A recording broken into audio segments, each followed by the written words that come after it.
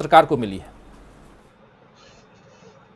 जब बाबा रामदेव शलवार पहनकर भागे थे, वो दिन उन्हें याद नहीं है कि जब वो सलवार पहनकर भागे थे, महिला का वेश धरकर भागने की कोशिश की थी।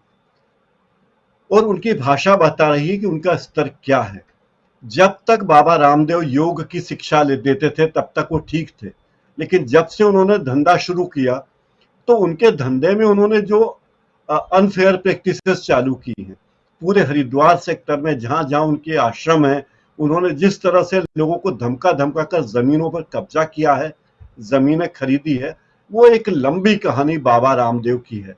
और इस सरकार से उन्हें प्रश्रय मिल रहा है इन सब चीजों को करने के लिए। ये दुर्भाग्य की बात है कि एक व्यक्ति जो योग के नाम पर दुकान शुरू करता है, व्यापारी बन जाता है, आटा दाल से लेकर जींस तक बेचने लगता है और फिर पत्रकारों को धमकाता है।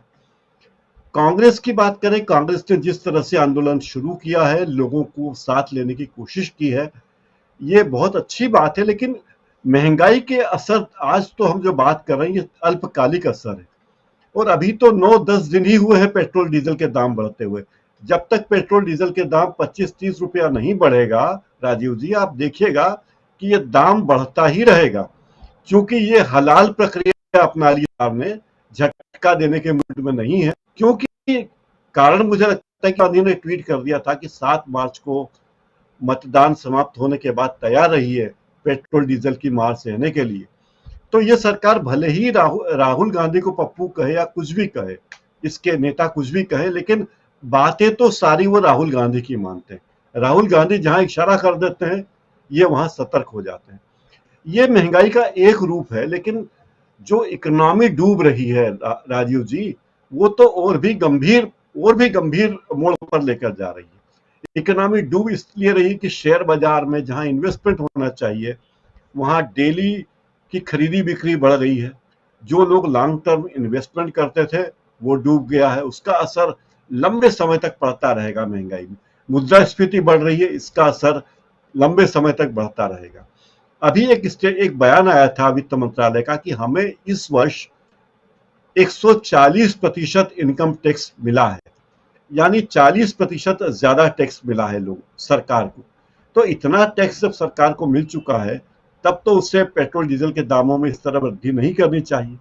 दूसरी ये बात भी आप देखिए कि जो सरकार ये कहती थी कि हमारे हाथ में पेट्रोल डीजल का दाम बढ़ाना नहीं है, कंपनियों के हाथ में है, तो ये झूठ भी उजागर हुआ।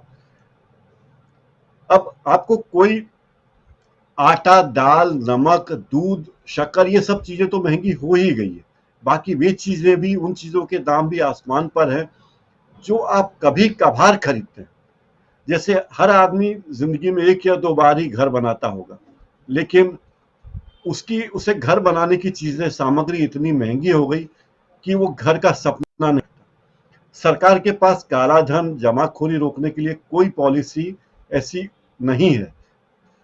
भ्रष्टाचार के माध्यम से जिस तरह काले धन का उपयोग हो रहा है, उसे रोकने की कोई योजना नहीं है। राष्ट्रीयकृत उद्योगों को घाटे के लिए, सरकारी कुव्यवस्था के लिए, रुपए की डिवैल्यूएशन जो होती जा रही है, इस पर कोई विचार नहीं है।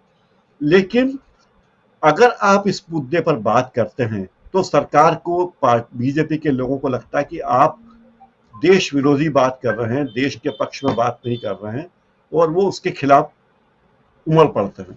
तो मुझे लगता है कि अभी जो पेट्रोल डीजल की महंगाई शुरू हुई है, ये अभी कम से कम 20 दिन तक तो और जारी रहेगी। यानी अभी आप समझ लीजिए कि 15-1 रुपए और महंगा होगा, तब आप कल्पना कीजिए कि 1 महीने भर बाद महंगाई की दशा क्या होगी।